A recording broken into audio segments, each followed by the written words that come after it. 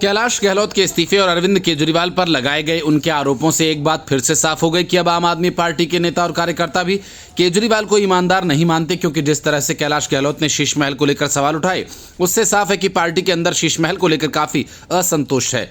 सवाल ये भी कि अगर केजरीवाल इस मामले पर ईमानदार होते तो अब तक कुछ बोलते, लेकिन शीश महल घोटाले के उजागर होने से लेकर अब तक केजरीवाल काफी वजीहत झेल चुके हैं, लेकिन अब तक अपनी सफाई में कुछ कहा नहीं। जैसे शराब घोटाला मामले में वे कहते हैं कि ये फर्जी मामला है, कहीं एक पैसा भी नहीं मिला, लेकिन शीश महल को लेकर केजरीवाल क्या उनकी पार्टी का कोई नेता भी नहीं बोलता। इस बीच कांग्रेस के वरिष्ठ नेता संदीप दीक्षित ने आम आदमी पार्टी के राष्ट्रीय संयोजक अरविंद केजरीवाल को निशाने पर लिया। उन्होंने पार्टी की ईमानदारी को लेकर भी सवाल खड़े किए। संदीप दीक्षित ने कैलाश गहलोत के इस्तीफे को लेकर पूछे गए सवाल पर कहा कि मंत्री होते हुए उन्होंने सवाल खड़े किए हैं।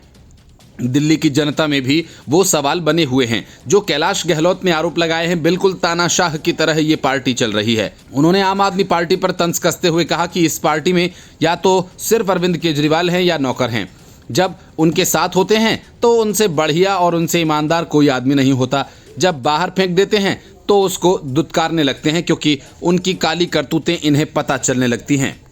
ये फासिस्ट पार्टी है। संदीप दीक्षित ने आगे कहा कि दिल्ली का दुर्भाग्य है कि जो पार्टी सत्ता में है वो 10 साल से न तो काम कर पाई है और न ही ईमानदार रह पाई है, न ही इसको लोकतांत्रिक तरह से चला पाई। ये पार्टी दिल्ली के लिए दुर्भाग्य रही। चुनाव से पहले नेता पार्टी छोड़ते हैं, पार्टी अदल बदल करते हैं, लेकिन रूलिंग पार्टी का शख्स छोड़कर जा रहा है तो सवाल खड़े होते हैं कि दिल्ली में अगले साल होने वाले विधानसभा चुनाव से पहले आम आदमी पार्टी को बड़ा झटका देते हुए वरिष्ठ नेता और परिवहन मंत्री कैलाश गहलोत ने मंत्री पद और पार्टी पद से इस्तीफा दे दिया।